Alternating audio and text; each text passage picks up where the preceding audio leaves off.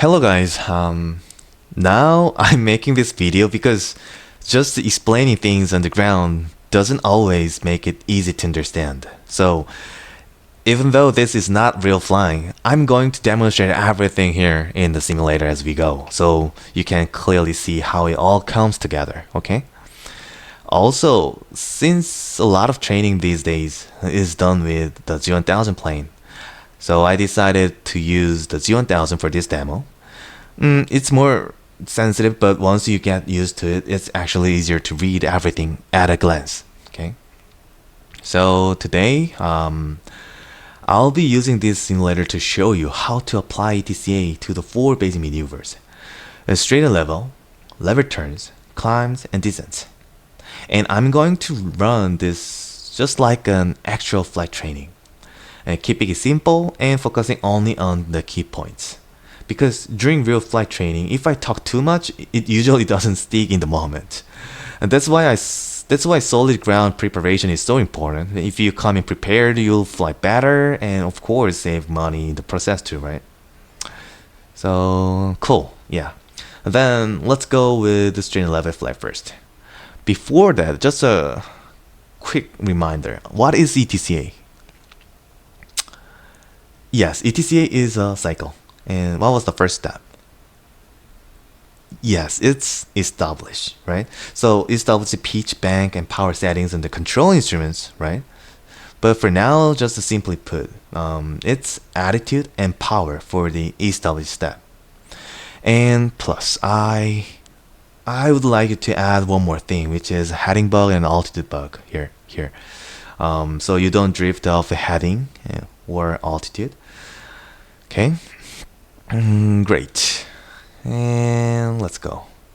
So yeah, how do we know? How do we know if our straight and level is actually stable? Yes, we confirm it by checking the performance instruments.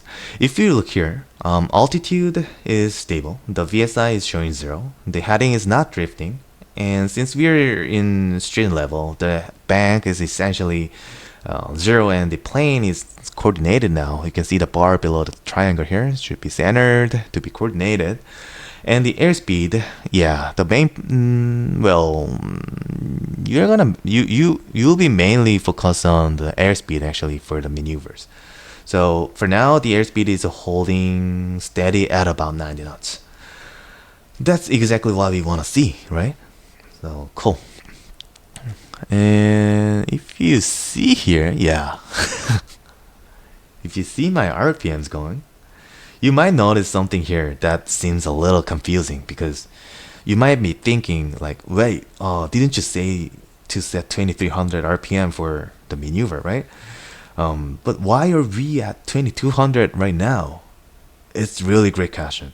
The 2300 RPM I mentioned in training is just a good starting point to get you set up. There's no absolute number in flying. Power settings can change depending on the weather, wind, aircraft condition, and so on. And the same idea applies to pitch as well. So your pitch attitude can vary from flight to flight too. See? And since this is a simulator, the numbers can also differ quite a bit from real world flying. So what you should be doing is continuously fine-tuning both pitch and power to find a combination that gives you stable performance. That's what we're training you to do. Sounds good? Alright, let's go back to the EW step. In this simulator, my power setting, I've already known my power setting is around 2200 RPM, so I'll set that first, and then we'll find the proper pitch. Right here, my number reference point is the top of the magnetic compass aligned with the center of my view.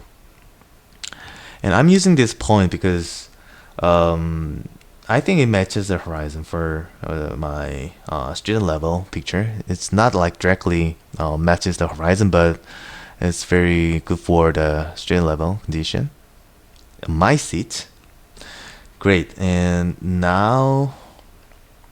then next, Now, let's quickly confirm on the attitude indicator. If you see here, yeah, here's a 5 degrees for pitch, and there's a 10 degrees for pitch. And, well, usually it's like between 2 to 2.5, but also as I told you before, pitch also changes. So that's not absolute, just a reference for the starting point. Okay. But for now, my pitch is over here and over here. Okay.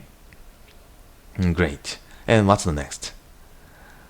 So T, which is trim. So I'll trim. I trimmed actually. Cool. And after trimming, I cross-check the performance instruments, right? Yeah. So checking the airspeed, holding about 90 knots, and altitude keeps staying there, and heading not drifting, and the ball centered. VSI, of course, 0 because it's not moving. If everything looks good, just leave it alone. If something starts to drift, make small corrections and then retrim, recheck, repeat the cycle. Okay? Cool. And now I'm gonna make my airplane unstable to show you how to do the ETCA, right? Oh, it's not moving. Oh, paused. I'm sorry. And gonna reduce the power, but mainly you have to focus on outside picture in your whole flight because you're VFR flight. And see, there's something wrong with my condition. And I'm looking at the performance instruments, which is airspeed indicator. Airspeed is bleeding off right now. So what I'm gonna do is increase power back to like around the 2200 RPM, just small correction. And if you set the power and just trying to set the attitude pitch again, I'm only looking at like outside. I don't see the attitude indicator inside now. See? I want to tell you this one. So if I set the right power setting and having the right attitude picture outside, then everything in the other performance instruments will follow based on my attitude of my airplane. So I established the pitch, bank, and power. So next one is the trimming. Yeah, just small correction.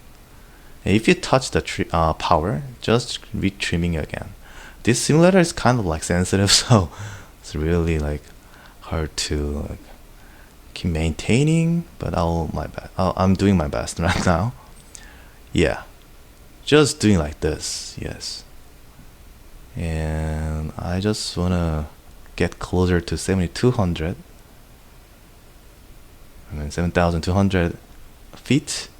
So I'll just go a little bit slowly descend to get 7200 feet. Yeah. This is all. Yeah. I adjusted and trimmed it again and keep maintaining with this attitude. Cool. Now let's move on to 11 turns. In 11 turns, remember two key things. You will need a slight pitch increase when you bank and a small power increase as well. Why? Is to maintain your altitude and keep your airspeed about 90 knots. So make sure you're paying attention to that. Also, during the bank, my number of reference point does not change because our altitude is not changing. That means I will continue to use the same outside picture. But one additional reference can help during the turn. So as you bank, just watch where the horizon crosses on your windshield. And when you roll out the turn, there are a few things to be careful about. Remember, during the bank, you already trimmed for that turning condition, right? So as you level the wings, you will need to smoothly push the yoke slightly forward to lower the nose, while also removing that extra trim and reducing power. Just think of it as rebuilding your straight and level condition. Also, keep in mind that rollout usually begins about half the bank angle before your target heading. So in this case, we're gonna bank with 30 degrees. So start your rollout about like 15 degrees only. Got it? All right, then let's make a turn. So, yep. Okay. Yeah. Just a smooth, gentle turn.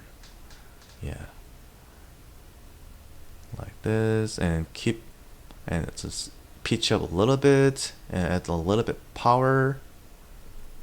Okay, and trim it.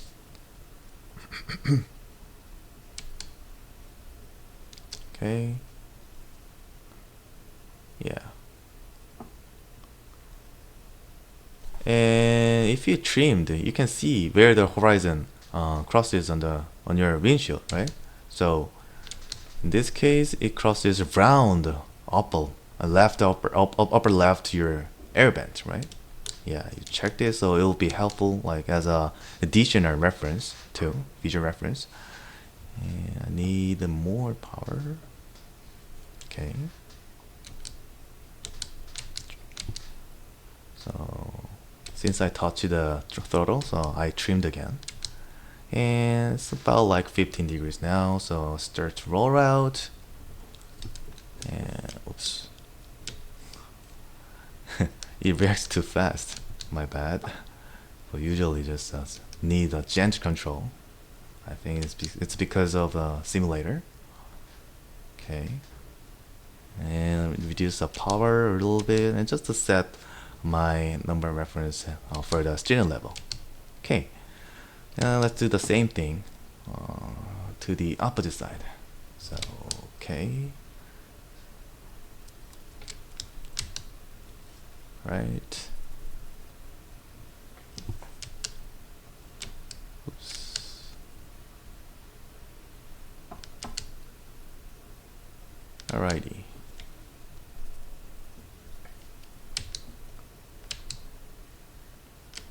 Cool. And you can also see where the horizon crosses on your windshield. So now it crosses, see, around co-pilot sun visor. So it will be your additional visual reference. Yeah. And keep checking the performance instruments, like everything looks good. And oh, it starts climbing, so I'm gonna trim it again, and a little bit more power. Yeah, just keep staying with my number reference point here. Alright, and level off, and back to the steering level position.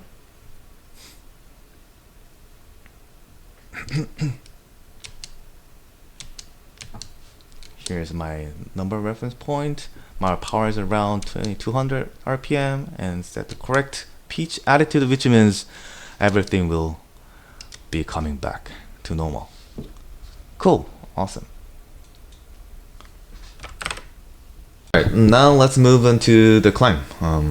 I'll show you VY first and then VX. So for the EW step in VY, first full power, then place the horizon near the glare shield, right? Keep the ball centered and then trim. In the climb, since you've already set full power, pitch is what controls your speed, okay? And also keep in mind that when you level off, you should begin the level off about 20 to 30 feet early, so you can lead the altitude capture. Alright, let's begin with the VY climb. Let's climb to 8,200. Okay. Alright, so the first step is full power. And set your horizon, set the horizon your glare shield like this, and trim. Just simple. Yes, full power and glare shield.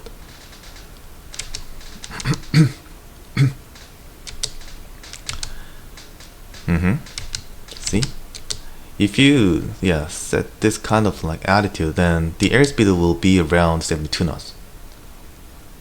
Just simple. Full power and glare shield. And trim it. And also I'm gonna recover at like 8,170 feet. So just think about it and be careful of your heading.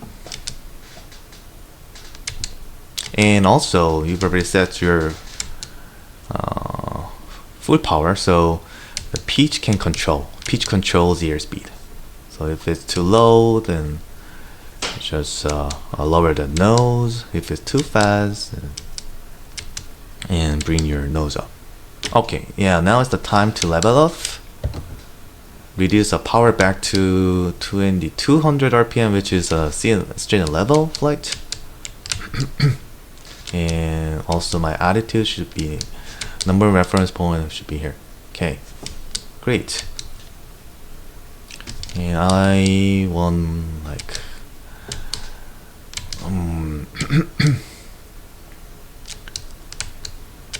just I wanna bring back my speed to 90 knots fast, so I just put 2300 a little bit and then back to 2200.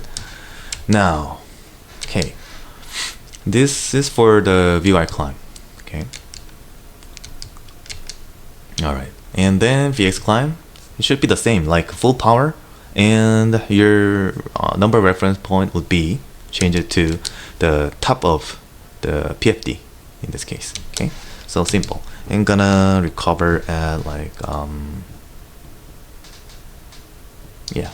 92. Okay, so first step, full power, and bring your nose up. Set place the horizon on your top of the PFD. So like here, see? Yeah, you can check this. And then trim it. And see the performance instruments going. And my airspeed is bleeding off. And my VX speed would be around 65 knots. So just keep checking it. And also check the heading indicator, not to get drifted. Right. This one is over the VX. Keep trimming it to have the same outside picture. Great. Cool. And now I'm gonna recover at like 91, 70 feet. It's coming. Approaching, so now level off. And power back to 2200. Just smooth control, smooth recover back to the straight level position.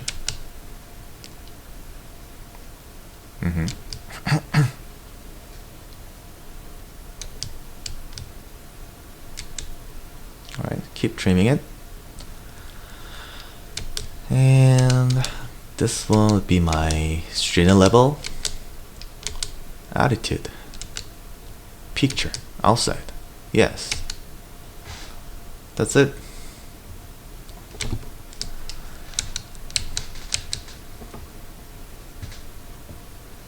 I touched the power, so I'm gonna retrim it again and checking the performance instruments again. There you go. Just let it alone. Nice. Alright, this for climbs. Let's move on to descent. Remember, in descent, we're using the 2x pitch concept we talked about earlier, right?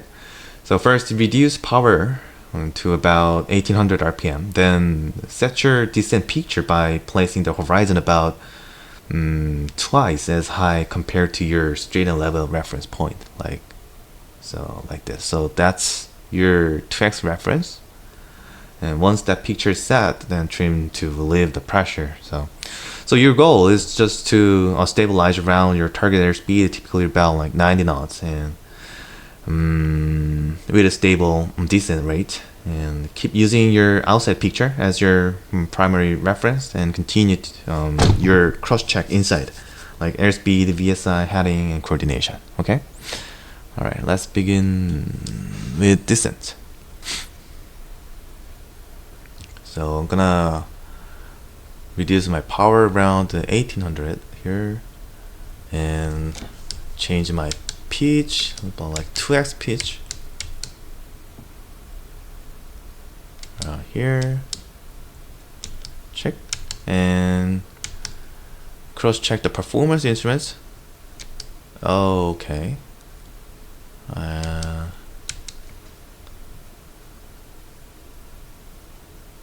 Right.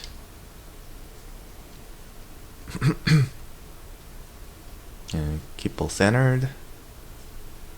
Yeah. And if you need a steeper descent, reduce the power slightly. And if you need a shallower descent, add a little power. So, and yeah, pitch controls the airspeed, and power for altitude. Okay.